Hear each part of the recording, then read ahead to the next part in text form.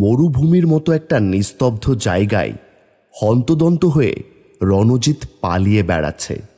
রণজিতের কাঁধে একটা ব্যাগ, আর রণজিতের বউ মল্লিকা, তার মেয়ে তারাশ্রী এবং তার ছেলে অরুণকে নিয়ে হাঁটছে। যেদিকেই চোখ যায় সেখানেই ধুলো আর চৌচির হয়ে যাওয়া মাঠ। সবাই এখন প্রচুর ক্লান্ত। বাবা, অনেক পানি পিপাসা পেয়েছে। হ্যাঁ বাবা, আমার পা যেন জমে গেছে গো, আমি আর সামনে যেতে পারছি না। বলছে যে কোথাও দেখো না পানি পাওয়া যায় নাকি, আর একটু জিরিয়ে নেওয়ার মতন জায়গা পাওয়া যায় নাকি। পানি কোথায় পাবো আমি পানি? আর এমন একটা জায়গায় আমরা চলে এসেছি যেখানে ৭১ সালে পাক বাহিনী অনেক মানুষদের জ্যান্ত কবর দিয়েছে। এখানে একটা মানুষও পাওয়া যাবে না, এটা নিশ্চিত। বাবা, ও বাবা, চলো না আমরা আমাদের গ্রামে চলে যাই। না মা, না, ওইখানে ফিরে গেলে নিশ্চিত মৃত্যু। এমন সময় অরুণ পানির পিপাসায় আর হাঁটতে না পেরে বসে পড়ে। কি হলো অরুণ, বসে পড়লি কেন? বাবা, আমি মনে হয় আর বাঁচবো না, আমাকে বাঁচাও।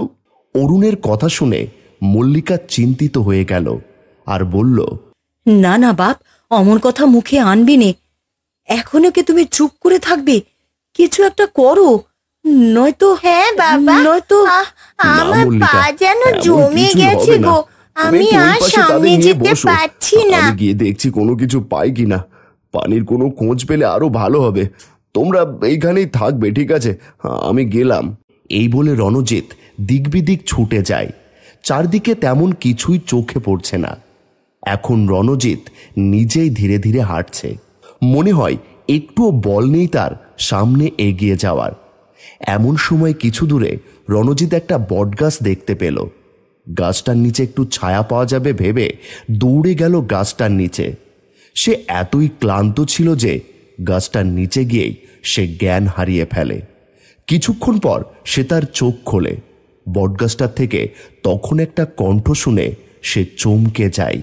রণজিৎ, এই রণজিৎ। কে কে আমায় ডাকলো? আমি রে, আমি। আমাকে তুই দেখতে পাবি না, আমি তো তোকে এতক্ষণ ছায়া দিয়ে আসছি। মানে বটগাছ কিভাবে কথা বলতে পারে? পারে পারে, অনেক কিছু এই জগতে সম্ভব যা তোরা মানব কখনোই কল্পনা করতে পারবি না। কি চাও তুমি? গোলামি। তোর ছেলের পিপাসা পেয়েছে না? দেখ, সামনে তাকিয়ে দেখ, তোর জন্য কত বড় একটা পুকুর বানিয়ে দিয়েছি। রণজিৎ সামনে তাকিয়ে অবাক হয়ে গেল, কারণ একটু আগেও যেখানে সমতলার চৌচির হয়ে যাওয়া ভূমি ছিল সেখানে এখন বড় একটা পুকুর, যার স্বচ্ছ আর টলটলে পানি দেখে সে হতবাক হয়ে আছে। শোন, এখন তোর ছেলেকে আর বাকি সবাইকে নিয়ে এখানে আয়। রণজিৎ তার পরিবারের সবাইকে নিয়ে এখানে নিয়ে আসে। সবাই এই সুন্দর পুকুরটা দেখে খুব খুশি হয়ে যায়। অরুণ তখন প্রাণ ভরে পানি খায়। তারপর সবাই ওই বটগাছটার নিচে বসে জিরিয়ে নেওয়ার কথা ভাবে, আর এইভাবেই তারা সবাই সেখানে ঘুমিয়ে পড়ে। ওই বটগাছটা শুধু রণজিতের সাথেই কথা বলতো, তাই সবাই যখন ঘুমিয়েছিল তখন ওই গাছটা আস্তে আস্তে রণজিৎকে ডাকে। রণজিৎ, ওঠ! এই রণজিৎ! কে কে? আমি রে, আমি। আচ্ছা শোন, আমি যদি তোকে ধন রত্ন বাড়ি ক্ষমতা সব দিই, তুই আমার কথা রাখবি? আগে বলো কি কথা রাখতে হবে। তা সময় এলেই জানতে পারবি। দেখ, এখন তোর পরিবারের সবাই কত কষ্টে আছে। তুই চাইলেই এটা বদলাতে পারিস যদি তুই আমার কথা অনুযায়ী চলিস। কিন্তু এত কিছু কিভাবে সম্ভব? আমি তোকে এই গ্রামের প্রধান বানিয়ে দেব। তোর বাড়ি ঘর, টাকা পয়সা, ক্ষমতা সব হবে। তুই শুধু আমার গোলামি কর। গোলামি? হ্যাঁ, আমি তোকে গ্রাম প্রধান বানিয়ে দেওয়ার পর ২৭২ পূর্ণিমা পার হয়ে গেলে তুই একটা নবজাতক শিশুকে বলে দিবি এই পুকুরে। গ্রামের সব মানুষদের বলবি এই পুকুরে আমার জন্য পুজো করতে, আর প্রতি পূর্ণিমায় বটতলায় মেলা বসাবি। রণজিৎ মনে মনে ভাবতে থাকে, যদি একবার সে ক্ষমতা পেয়ে যায় তাহলে সে তার ওই কথাগুলো রাখবে না। এখন তার পরিবারের যা অবস্থা তার সহ্য করার মতো না। তাই সে ওই গাছকে সহমত জানিয়ে জিজ্ঞেস করে, কিন্তু এই গ্রামে তো কোনো মানুষই নেই। ওই বিষয়ে না হয় আমার উপরেই ছেড়ে দে, আগে বল তুই রাজি কিনা আমার শর্তে। হ্যাঁ, আমি রাজি আছি, তোমার সব শর্ত আমি মেনে নিতে রাজি আছি। গাছটি এবার এক বিদঘুটে হাসি দিয়ে বলে, ঠিক আছে, আজ থেকে তুই আর এই গ্রামের সবাই হবি আমার অনুসারী, আর আমি হব তোদের মালিক। যা, এবার তুই ঘুমিয়ে পড়, সকালে উঠে তোর সুন্দর ভবিষ্যৎ দেখার জন্য তৈরি হয়ে যা। পরদিন সকালে রণজিৎ আবিষ্কার করল কতগুলো লোক তাকে ঘিরে আছে। ভালো করে চোখ খুলে সে দেখল সে ওই বটগাছের নিচেই পড়ে আছে। একটি লোক তখন তাকে বলল, আরে এ কি রণজিৎ বাবু, আপনি এখানে কেন? একজন গ্রাম প্রধান হয়ে এইভাবে গাছের নিচে শুয়ে থাকাটা বেমানান মনে হয়। যে আপনি কি অসুস্থ নাকি?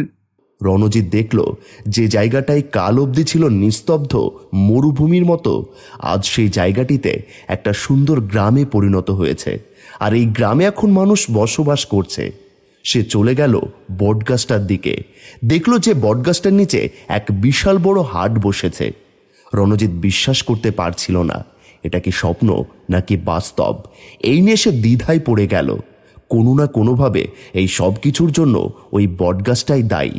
সে গ্রামবাসীদের বলল, আরে একটু অসুস্থ লাগছিল।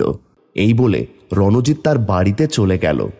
এরপর থেকে রণজিৎ ওই গ্রামের গ্রাম প্রধান হয়ে সবকিছু নিয়ন্ত্রণ করতে থাকে। ওই বটগাছটার তলায় মেলা আর পুজো হয় প্রতি পূর্ণিমায়। 270 পূর্ণিমা চলে যায়। এক রাতে রণজিৎ ঘুমিয়েছিল তার ঘরে। তখন রণজিৎ স্বপ্নে দেখে সে বটগাছটার নিচে বসে আছে, আর গাছটা তাকে বলছে, কিরে, ভুলে গেলি নাকি? কি কথা ছিল মনে আছে? বলি দিতে হবে, বলি। আর মাত্র কিছু কাল বাকি, মনে আছে তো? আমি বলি দেব না, কোনো বলি দেব না আমি। কি তোর সাহস আছে? বুঝতে হবে, সময় থাকতে শুধরে যা, না হলে তোর সব কিছু আমি কেড়ে নেব। এই বলে বটগাছটি জোরে জোরে হাসতে থাকে, আর তখনই রণজিতের ঘুম ভেঙে যায়। না, কি হলো? তুমি এমন করছো কেন গো? না না, তেমন কিছু না, দুঃস্বপ্ন দেখেছি। ও, ভয় পেও না গো, শান্ত হও। এইভাবেই ভয় নিয়ে রণজিৎ দিনগুলো কাটাতে থাকে। একদিন সন্ধ্যায় অরুণ তার ঘরে বসে পড়ছিল। অরুণের পড়ার টেবিলটি ছিল তার জানলার সাথে, তাই ঘরের জানালা থেকে ওই পুকুরটা খুব স্পষ্টভাবে দেখা যাচ্ছে। সে দেখল একটা কালো কাপড় পরা লোক পুকুরটার সামনে দাঁড়িয়ে আছে। এটা দেখে সে অবাক হয়ে যায়, এমনকি রীতিমতো ভয়ও পেয়ে যায়। তারপর ছায়াটি ধীরে ধীরে জানলার কাছে আসতে থাকে। অরুণ ভয় পেয়ে যায় আর তার কপাল ঘামতে থাকে, আর চিৎকার দিয়ে সে বলে ওঠে, মা, মা। তখন মল্লিকা পাশের রুম থেকে দৌড়ে এলো আর অরুণকে জিজ্ঞেস করলো, কি হয়েছে অরুণ? অরুণ জানালার দিকে হাত দিয়ে ইশারা দিয়ে দেখালো আর বলল, ওই যে দেখো, ওই ছায়াটা আমাকে নিতে আসছে। অরুণ, কোথায় অরুণ? আমি তো কোনো ছায়া দেখছি না বাবা। কিন্তু মা, আমি তো। আর ভয় পেও না, মা তো সাথেই আছে, তাই না? ওই দিন রাতে তারাশ্রী ঘুমিয়েছিল। সে স্বপ্নে দেখল কোনো একটা গাছ তার সামনে দাঁড়িয়ে আছে, আর গাছটা গম্ভীর কণ্ঠে বলছে, তোকে মরতে হবে। তারাশ্রী চিৎকার দিয়ে ঘুম থেকে জেগে ওঠে। পরদিন সকালে সে তার মাকে স্বপ্নের ব্যাপারে বলে। মল্লিকা সিদ্ধান্ত নেয় যে রণজিৎকে সে সব জানাবে। যখন বাইরে উঠোনে রণজিৎ বসেছিল, তখনই মল্লিকা রণজিতের কাছে গিয়ে সব কাহিনী খুলে বলে। কেন যে এমন হলো কিছুই বুঝতে পারছি না। রণজিৎ উত্তর দেয়, আমার সাথে এখন অনেক অদ্ভুত ঘটনা কিছু প্রায়ই ঘটছে। কেন হচ্ছে এসব? তা তো আমি জানি না, এবার যা করার আমাকেই করতে হবে। কি বলছো বিড়বিড় করে? কই না তো, আমি ভাবছি পাশের গ্রামের তান্ত্রিক বাবাকে ডেকে আনবো, হয়তো উনিই পারেন সবকিছু ঠিক করতে। যাই করো তাড়াতাড়ি করো, বাচ্চা দুটো ঘরে গেলে ভয়ে জড়সড় হয়ে থাকে। হ্যাঁ হ্যাঁ, যাব, একটু পরেই যাব, চিন্তা করো না। রণজিৎ পাশের গ্রামের সেই তান্ত্রিককে নিয়ে আসে। তান্ত্রিক সে আগেই তাদের স্বপ্নের ব্যাপারে বলেছিল। তান্ত্রিক এবার ওই গাছটার নিচে গিয়ে চোখ বন্ধ করে মন্ত্র জপ করতে থাকে। এবার সে চোখ খুলে বলে, কেন জানি আমি আমার ক্ষমতার প্রয়োগ করতে পারছি না, তবে চিন্তা করবেন না, আমি এমন কিছু করে যাচ্ছি যেন এই গাছ আপনার কোনো ক্ষতি করতে না পারে, কিন্তু আমি কাল এসে সব কিছু জানাবো। ঠিক আছে, কিন্তু যা করার খুব তাড়াতাড়ি করুন। তান্ত্রিক রণজিৎকে বলল, আপনার হাতটা দিন। রণজিৎ হাত বাড়িয়ে দিতেই তান্ত্রিক তার হাতে থাকা চাকু দিয়ে রণজিতের হাতের তালুতে দাগ কেটে দেয়। কিছুক্ষণ পরে তার হাত থেকে রক্ত ঝরতে শুরু করে। তান্ত্রিক এবার রণজিতের রক্তাক্ত হাতটা ওই গাছে ছুঁয়ে দেয় আর মন্ত্র জপ করে। মন্ত্র জপ শেষে সে রণজিৎকে বলে, এবার আপনাদের আর কোনো ভয় নেই, আমি এবার সব ব্যবস্থা করে দিয়েছি, এই গাছটা এখন আপনাদের আর কোনো ক্ষতি করতে পারবে না। রণজিৎ তান্ত্রিকের পাওনা টাকাটা দিয়ে বলে, ধন্যবাদ তান্ত্রিক বাবা।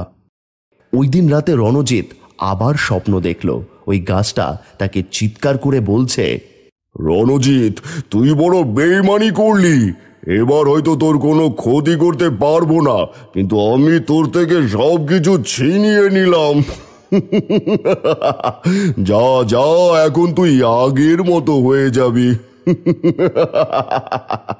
এইবারও রণজিৎ চিৎকার দিয়ে ঘুম থেকে জেগে ওঠে আর হতবাক হয়ে চারদিকে তাকিয়ে দেখে সে আবার সেই বটগাছের নিচে পড়ে আছে। কোনো গ্রাম অথবা মানুষ কিছুই নেই, আগের মতোই সব যেন মরুভীত। কিন্তু সে আর তার পরিবারের সবাই পড়ে আছে ওই গাছটার নিচে। অরুণ, তারাশ্রী আর মল্লিকা সবাই রণজিতের চিৎকার শুনে আঁতকে ওঠে। আর মল্লিকা জিজ্ঞেস করে, কি হলো, এমন করছো যে? স্বপ্ন ছিল গিন্নি, স্বপ্ন ছিল, তোমরা বিশ্রাম নাও। সবাই আবার চোখ বন্ধ করে। ওইদিকে রণজিতের হাতের তালুতে কেমন যেন চিনচিন ব্যথা করছে।